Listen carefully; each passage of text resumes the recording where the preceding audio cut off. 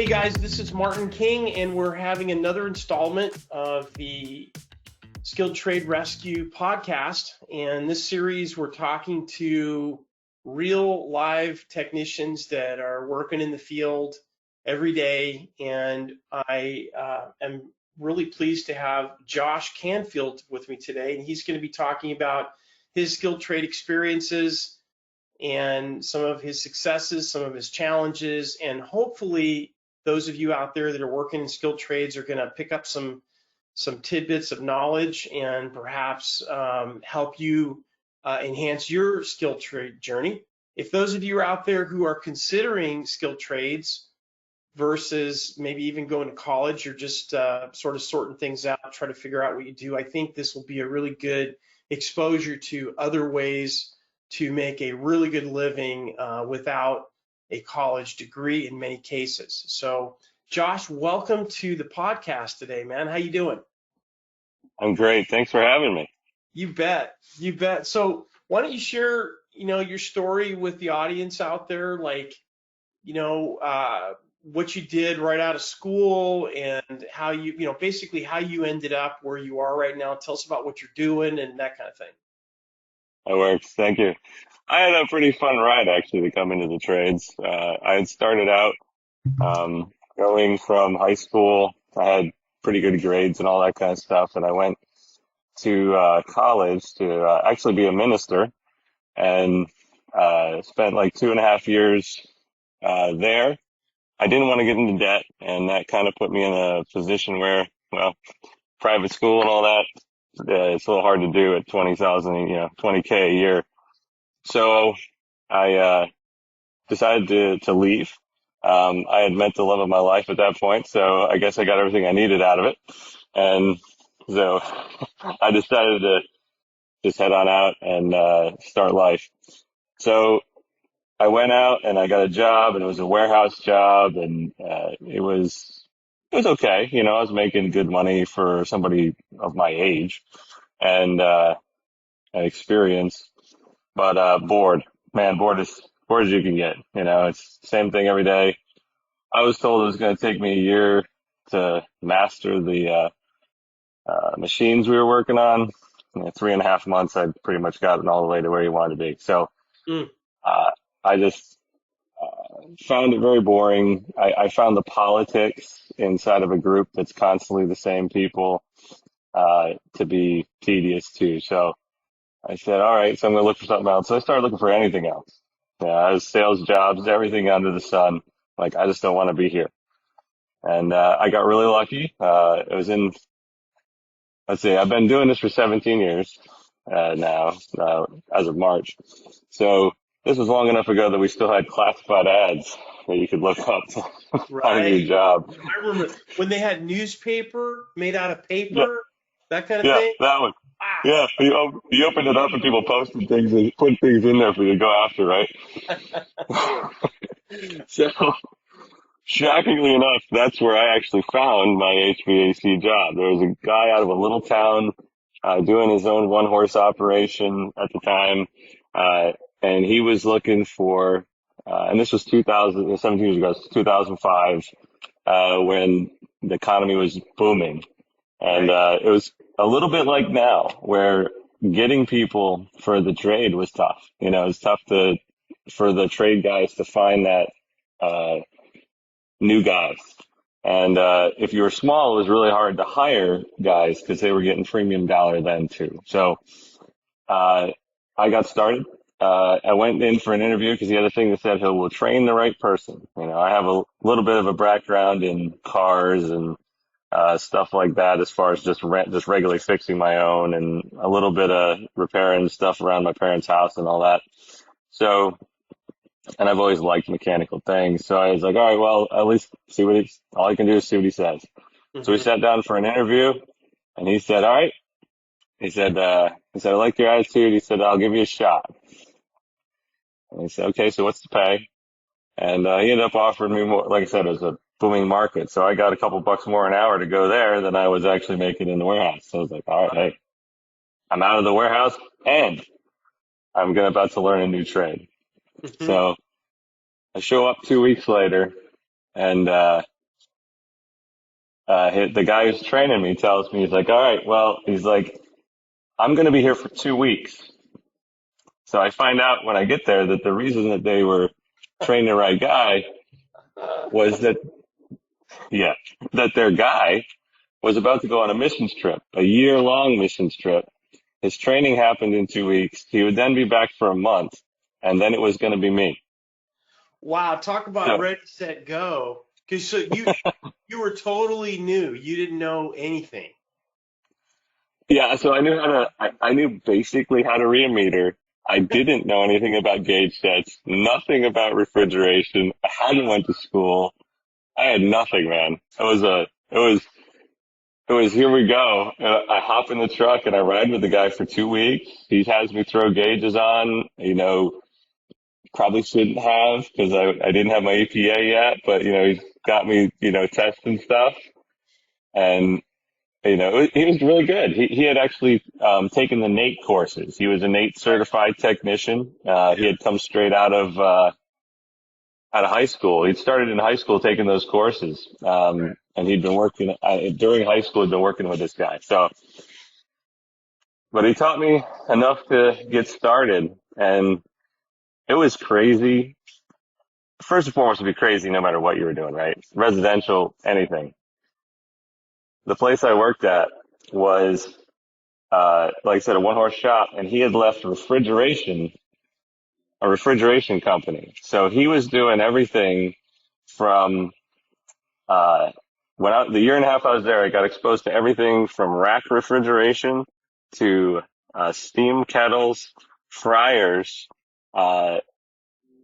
small chillers, every kind of refrigeration and HVAC, home stuff, rooftop units, everything, like pretty much anything you could possibly think that you would want to work on, except for like big chillers or big boilers. Right. But by the time I left, we were doing 1.5 million BTU steam boilers. So, Wow. and steam systems, and we were doing radiant floor and outdoor wood burners and stuff like that, and waste oil. So my first year and a half was a whirlwind of just, I learned a lot. I mean, we worked 60 hours a week there, 60, 65. And for a while after that guy left, a month and a half in, it was me and a phone to the owner. I mean, it was, Wow. and I had to get my EPA before he left. So I had basically a month to get my EPA enroll. So it was good. Talk about trial by fire, man. I mean, whoa. So the owner was pretty supportive of the whole. I mean, he obviously had to be because you were helping him out in a big way, right? Because his main guy was leaving, right? Yeah, I mean, he was a great support. And he was a good mentor. He had been in the business for 25 years. He was a guy from the 80s, and that's when he came up. And in refrigeration, it was a little different. So it's always get it together and go. You're in chillers. It's like, hey, we got to have this running. You got process and stuff like that. Can't leave it down. So it was, there were some things that I had to relearn after leaving, because they worked, but they weren't like the best, practice. Hey guys, quick announcement. If you have not stopped into our website at skilledtraderescue.com, please do that. On the home page here, you will see that we have the Join the Movement email list. If you haven't signed up, please consider doing that. We have some amazing guests lined up for the podcast. I'm going to be getting the stories out of successful technicians and business owners in skilled trades. These are not just HVAC people. These are going to be from across the skilled trade spectrum. And my hope is that I'm going to be able to draw out of these people the things that have worked in their careers amazingly well, and the things that if they had a chance to talk to their younger self, what they would tell them not to do. So I want to share all that stuff with you. And if you sign up, you're going to be the first to know when we drop those new podcast episodes. Also, coming soon, we have the BEST workshop. It's a 5-day automated email workshop. However, you're going to give content to us through that workshop. You're going to get one-on-one feedback from our instructors, and we're looking to better your career. I've been teaching the BEST process for many, many years, about 2 decades, one-on-one, and I'm going to be trying to do that to the masses through this workshop. It's totally free. All you got to do is sign up, and as soon as you do that, you'll get alerts on your email as soon as these new podcasts come in, as well as the BEST workshop. So I hope you check it out. I will put a link to the website on the show notes for this episode today, so check it out. But he was really good about supporting me and being on the phone. He came out a few times. Obviously, he had to bail me out when I was, neck deep and wasn't getting out. I remember the two of us spent 35 minutes getting a C solenoid apart. Oh, So wow. it was fun. It was fun, and getting to learn all that. By the time I left, I'd started estimating some rooftop jobs. I was actually running it with 2 other guys when I left. So it was Now, a where good was this in the U.S.? What state was this in? Pennsylvania. That's where I've done all of my work, in the Pennsylvania area. Is that near Lancaster County? I was in Lancaster County. There's a guy out of Lancaster, Pennsylvania. Now, is that where you are now, the company you're with now? The company I'm with now is out of Reading, Pennsylvania. Landis Mechanical Group out of Reading. I've We heard of do. There's a lot of them down here. It's funny. So we have IT Landis. They're a little farther south, and then we have Landis Mechanical Group, which is us. Mm-hmm. We're pretty much a light commercial to light industrial. Mm-hmm. That's mostly what we do. We do have some high end, if you want to call it that, residential customers, because their stuff skews light Right. commercial. Their houses are so big and stuff like that. Right. So. Right. So what are you doing now? What's a day in the life for Josh in 2022? It's new to me, because one of the great things about this business is if you work hard, you get the opportunity to advance, because there's, companies expand. You're never losing, unless you're doing something wrong, you're hardly ever losing business. Right. And so I got the opportunity to take over as the service manager, here, in August. So, Wow. yeah. Okay. So the buck So stops with you now. it does. The buck does stop with me. It's a lot different, for sure. And it's kind of been a goal of mine from the start. It's a great career, but it is difficult on your body. And I spent the majority of my career, 14 years of it, in the supermarket refrigeration industry, Right. which is just huge hours and wild on calls. And, it's an unbelievably great place to make money. I still miss it. As much as I got a little burnt out doing it, I still miss it, because there's nothing like it for, shall we say, thrill and exposure to so many new technologies that really hit there and chillers. Those 2 areas really get the good technology early, Mm-hmm. and so that was on that side of things. But yeah, now I got to be the guy to push the buttons and tell people where to go and run all the money signs through and stuff like that. So that's what I'm doing every day now. Well, you know what though, man, that it was probably a smart move because I mean you seem pretty young, and I'm that's awesome that you're a service manager already. And the cool thing is that you touched on it. Those ladders do not get any lighter. They just don't. Yeah. And your knees don't feel any better over the years if you're continuing to work on equipment. The cool thing now is I don't know what the management culture is there. It means a lot if a guy like you, even though you're the service manager, can pick and choose, and sometimes you go out on the job and work with your guys. That means a lot to those guys and to the customers too. Oh yeah. I have, I guess I jumped into the fire again, right? Because I went from not managing really anything to now I've got, I think we're up to 13 guys under me when you count the techs plus the project guys. Yeah. So it was quite a jump. It's quite a jump. I enjoy it, and I have gotten the chance to head out with the guys from time to time and pick them up and go see the jobs and walk through with them. I've done the help them get the compressors in and out and stuff like Yeah. that, just to let them know that, I'm still here. If they get, stuck, I'll come out and do my best. I'm not going to say I'm going to always be able to bail everybody out, but I've stopped in and we scratched our heads together for a little while until we Yeah. get to the bottom of it. Yeah. So it's fun. Are you glad that you went the skilled trade route versus maybe, going and did you do any college at all? Yeah, I did 2.5 years for a pastoral ministry. Okay. You Um, mentioned that. Yeah. yep, yep. And so I did do 2.5 years of it. So I had all the options. I mean, I was, I had a 3.89 GPA in high school. I was the valedictorian in my class. So it wasn't like college wasn't an option. And Right. it wasn't like, and when I went to the warehouse work, it wasn't like going back to college wasn't an option either. So I wasn't out for that long. And I Right. did fine I did good in college. I kept a scholarship for, academics and stuff like that. So,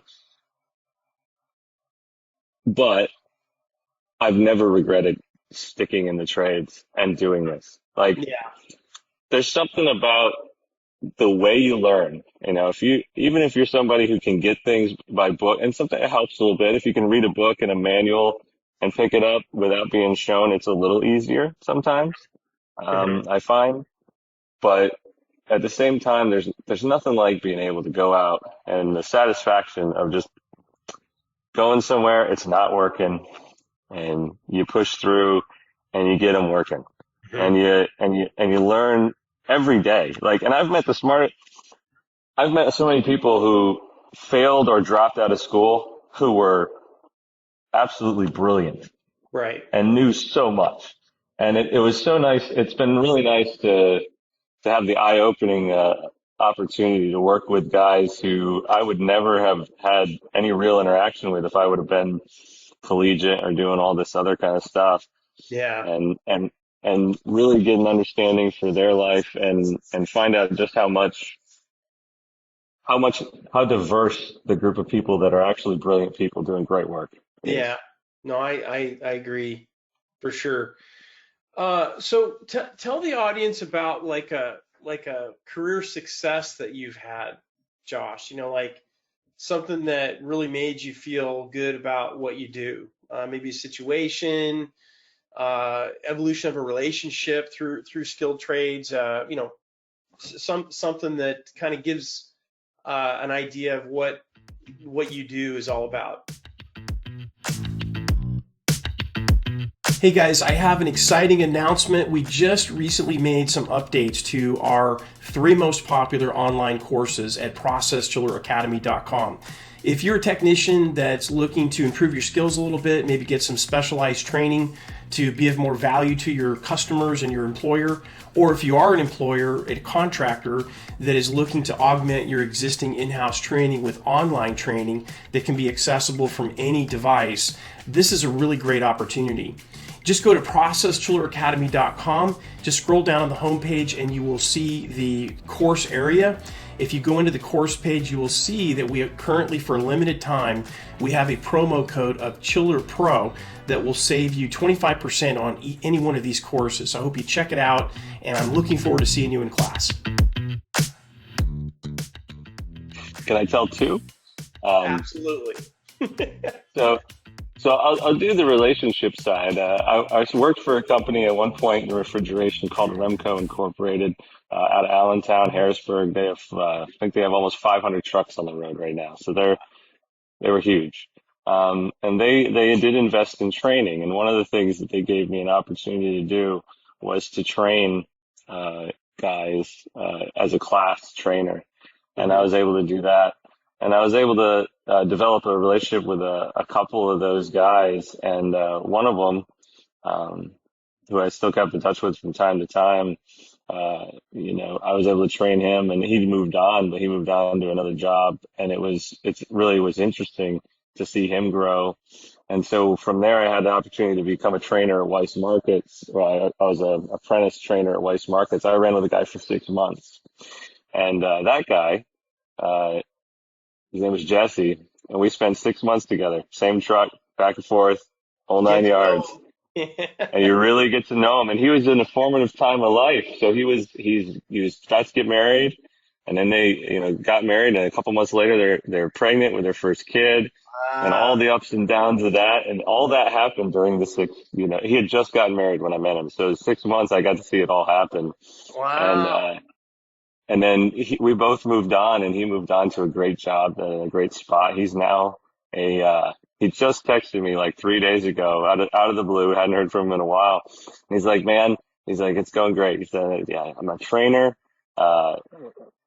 where he's at, a lead tech, like 5 guys under him, which was cool to hear. And he's like, at the end of it, he wrote me back and he said, hey, he's like, I want you to know, I try to fashion the way that I do business after the way that you were. And Mm, I asked myself what you would do. And I was like, holy smokes.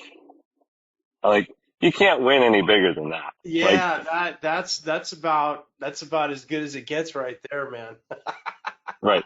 You can't win any bigger. And I Yeah, humbled, let's put it that way, yeah. because I don't think any of us really have the right to have that much respect. And he gave it to me when we were working together, and I was proud of him. I invested a lot into that guy, and it's cool to hear that kind of thing back.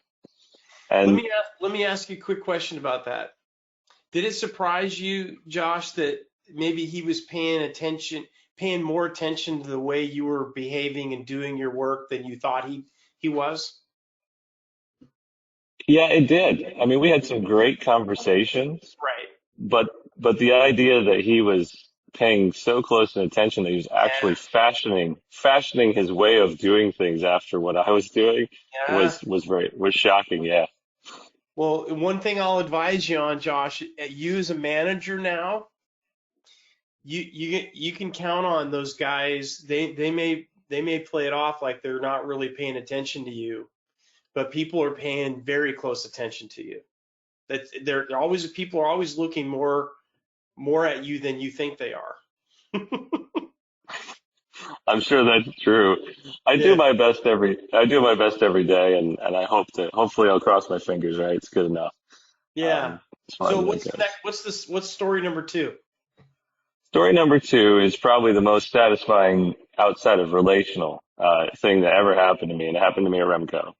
Um, we were doing, we started doing jobs where we would install small racks in, let me stop for a second. You're gonna probably have to edit this. How many manufacturers and stuff am I allowed to mention places that I worked at and stuff Sure. like that? Yep. Okay. I just wanted to make sure before I started running off. Um, so we were installed, there's a local chain up here called Wawa, and there's convenience stores, and Yeah. we started to put these small, Hussman racks into these units. And they had started using a control company, called RDM, Resource Data Management. They started using their controls, uh, because they were highly customizable, and they had tried some other ones, and they just found this to be what they thought they wanted. Things had went south. I didn't even know they went south. I just happened to be working where I was at. Boss calls me up, says, hey, we have a big problem, and it's down in Virginia. Can you drive down Maryland, upper Maryland, lower Maryland, I'm sorry, lower Maryland, and go down and help these guys out there, whatever. So this is like 9 a.m. I'm about to drive 3.5 hours. I drove like 3.5 hours, 4 hours down there, and they got Remco has their controls guy down there, and a bunch of electricians are down there, and they're all crawling all over this panels and stuff like that, and trying to figure stuff out. So we got down there, and none of us really knew exactly what we were looking at, because they were using some stuff for lighting and for fan control that we hadn't seen before.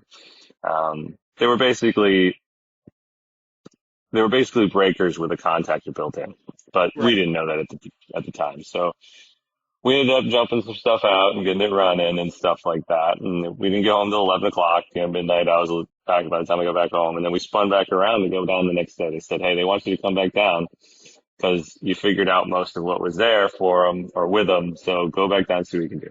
So I went back down, saw what I could do. And, I ended up being the point man on that particular set of projects. So we were selling Hussman's racks, as the dealer. And so I got to point that project. But it was about, I found out later it was about to fall apart. So RDM wasn't talking to Hussman. Hussman wasn't talking back to RDM. Wawa was livid because they had all these promises and nothing was happening. Nobody was giving them any answers. I taught myself how to program RDM's controller over the course of the next week, how to get into the sub program and make changes and reprogram it so that it would work. And then I went back and forth and helped them figure out their wiring diagram because there was some back and forth where basically it was really simple. At the end of the day, it was their program was a little not written right and the Right. wiring diagrams didn't match up quite right. It wasn't really that big a deal, but it had stymied everything. And so I got to sit in there and we went back and forth and I ended up being the middleman, between these three guys. I had a guy literally call me up the one time and curse me out and then call me back 10 minutes later to apologize, being like, I'm sorry. I said, this is just so stressful. I said, I get it, man. I get it. It's all right. Uh, and, uh, and we worked it out. And, the one guy from Hussman got canned in the middle, like about a week after I got into the process. And then we worked everything out, right? So we got everybody back on board. Everybody was getting back together. Well, by the end of the project, he got his job back because Mm. he was the one he had designed the whole thing and they were blaming him. And, but he got his job back. And so I had a couple of relationships that were built there, that were really cool. I had these guys and all these, the sales guys and the technical guys, and we got to know each other. The one guy later offered me a job, which I couldn't take. It was 25, 28 weeks of travel, and I got two kids, that are fairly young, Right. and, couldn't do it, but it's like, but I did get the opportunity to have, be a traveling representative for the one company after, RDM, resource data management afterwards. So it was a great thing. It was $20,000 our cost a pop for these, units. So, whatever the profit margin was on that. And, Yeah. they had promised to buy 20 that year. And the plan was to buy 100 and something out of these, 150 of them over the next 3 years. And that program was completely put on hold and they had pulled the plug until, I got to come in and we dealt with all the issues. They reinstated the program and it went forward. From there, I handed it over to the other guys, but I was able to bring people together and we were all able to figure things out together and, saved, uh, one job and, probably 2 million in revenue. So Yeah. that was probably the most, satisfying real digging because it was a lot of hours. I had to make a trip down to Middle Virginia and back in one day, 15 hours worth of time in one day. It's crazy. It's real interesting. I've noticed similar things in my career doing this, is that if you have a little bit of tenacity and a little bit of grit, which is what your story is basically all about, you were tenacious enough. There's a lot of people out there that wouldn't put themselves out there and say, look, there's a real problem here. There's really a lot of unhappy people. And it's a typical thing where you have a couple of big companies. They may be married to a project, but they're not living together. They, Right. they just don't get along, for Yep. various reasons, right? And it takes somebody with some tenacity and grit to go in there and sort it out and try and figure out how to fix the problem, because the machines don't care.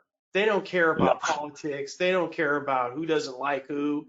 All they know about is they're programmed to work the way they're supposed to work. So that's a that's a couple of really good stories, Josh. That was good. I love it. And I like what you're saying about tenacity and grit because if I have to say anything to anybody coming into the trade, you will succeed if you persevere and are persistent. Knowledge is great. It'll help you out, and having the tools is good. And you need to add all that as time goes on, but none of that is going to get you over the hump when you are there and it's kicking you in the face and you're having a rough time or a rough day. but you still need to get the job done and things have to happen.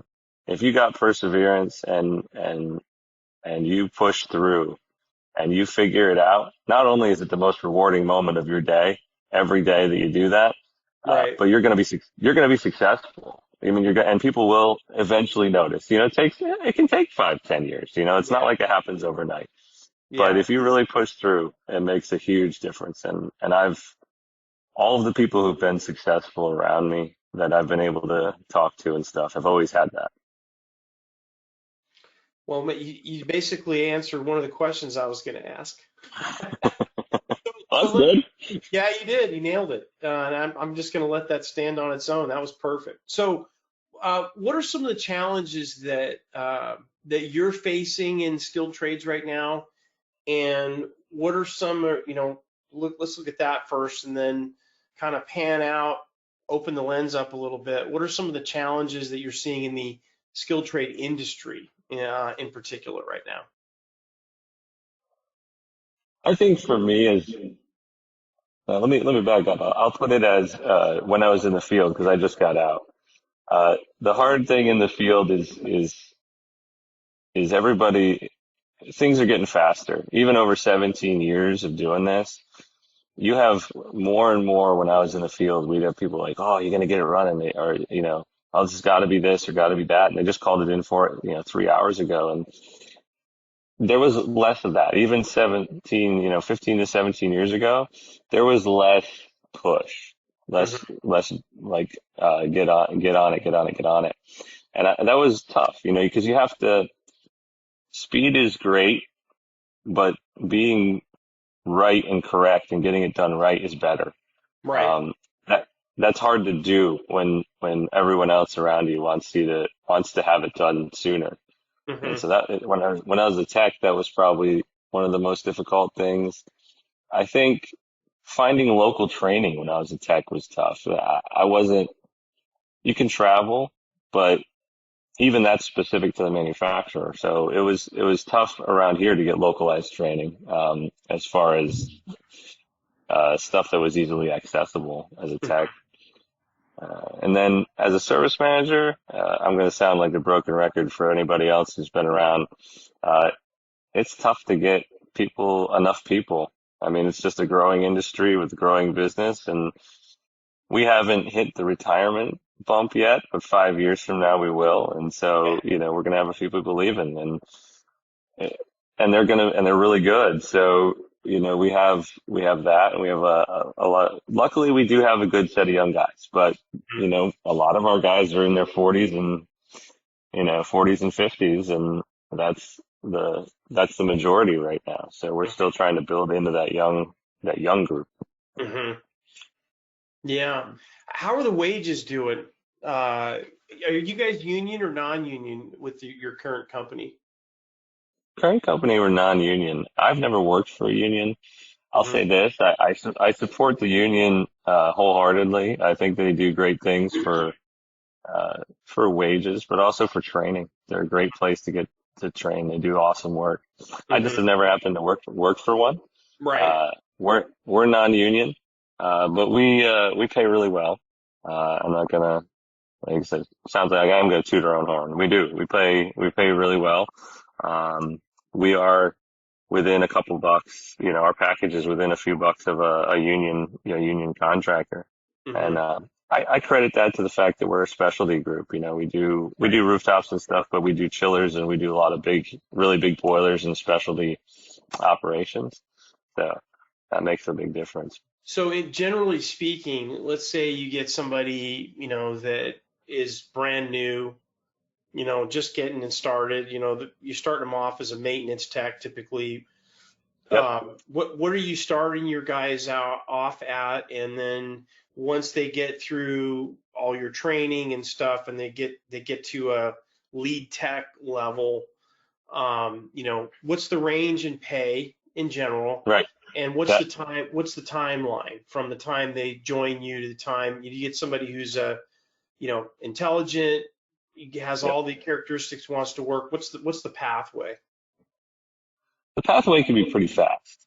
Hmm. So we have some guys. So the start depends on how much you come to us with. So by that, obviously nobody comes here with experience, but we've had guys come here, uh, who are landscapers, Right. never done, kind of like me, who'd never done anything even, they never even turned a wrench, right?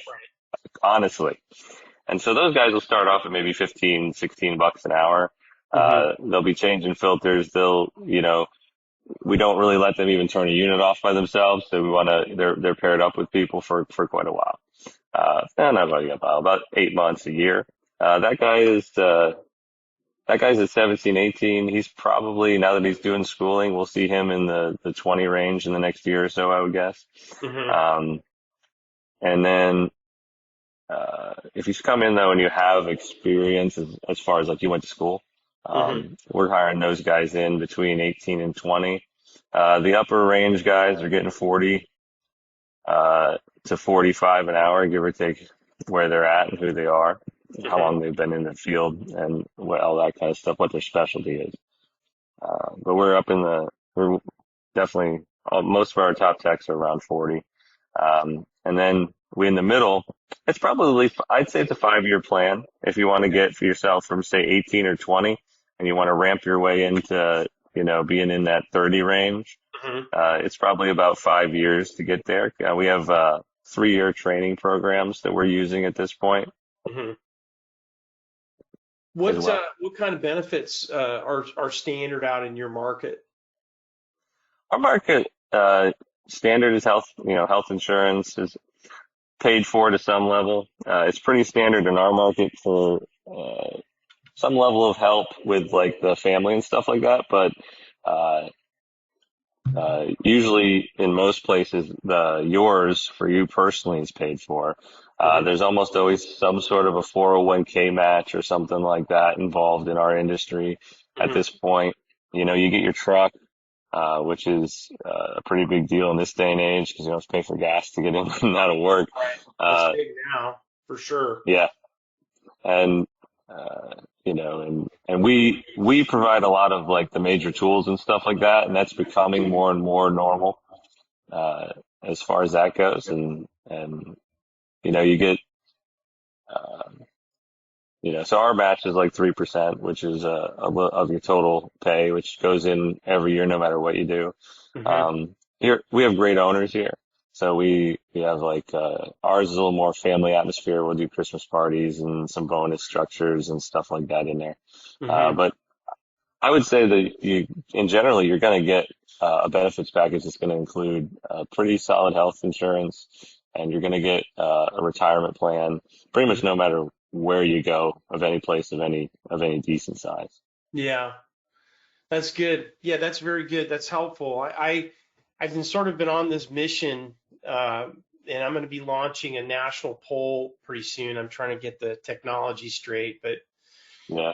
um, most of the, well, I'm sounding like a broken record now. The media in general totally ignores skilled trades. It's finally now kind of being mentioned because, if you could say anything positive came out of COVID, it Right. was the fact that, parents took a close look at what their kids are doing in school, and